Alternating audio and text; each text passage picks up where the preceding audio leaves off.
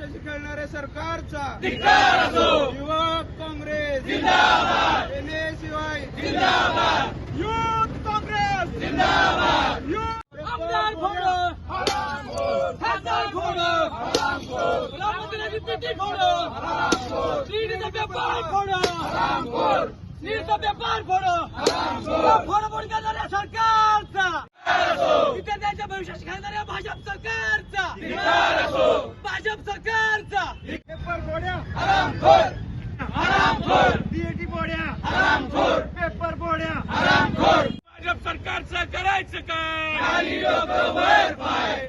Youth Congress जिंदाबाद. Youth Congress जिंदाबाद. युवक काँग्रेस जिंदाबाद. NSUI, जिंदाबाद. NSUI. जिंदाबाद. नीट प्रकरणाचे दागेदारी अजून समोर आलेले नाहीत आणि अत्यंत टीएटी परीक्षेचा पेपर फुटल्याचा धक्कादायक घटना समोर आलेली आहे.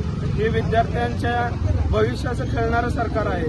राज्यातील लाखो विद्यार्थी रात्र दिवस अभ्यास करून परीक्षा देतात, पण हे सरकारच्या अपयशामुळे आणि निष्काळजीपणामुळे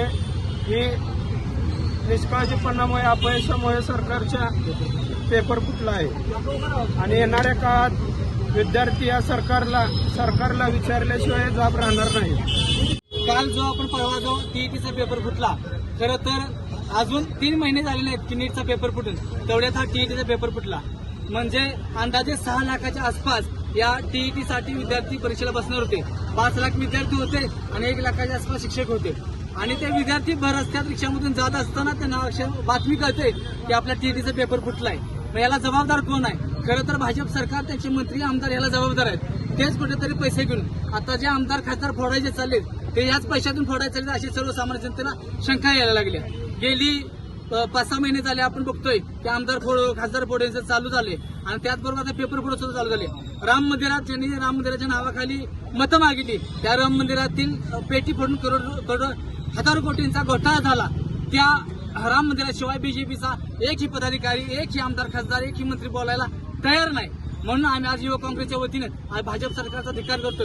खरं तर आपले आई वडील लेकरांना कर्ज काढून परिश्रम घेऊन अहोरात्र मेहनत कष्ट करून हे विद्यार्थी अभ्यास करतायत आणि त्या अभ्यासावरती पाणी फिरण्याचं काम हे भाजप सरकार आणि प्रशासन करतंय.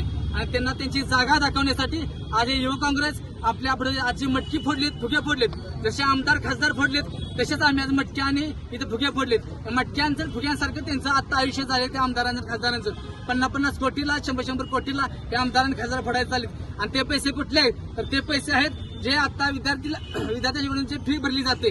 आणि जे विद्यार्थी आता या पेपर फुटीमध्ये 10-10 लाख 20-20 लाख रुपये घेत आहेत पेपर फोडायसाठी, आता या विद्यार्थ्यांकडून पैसे वापरले जातात ते खासदार आणि आमदार फोडायसाठी. म्हणून आज आम्ही युवक काँग्रेसच्या वतीनं या सरकारचा धिक्कार करतो.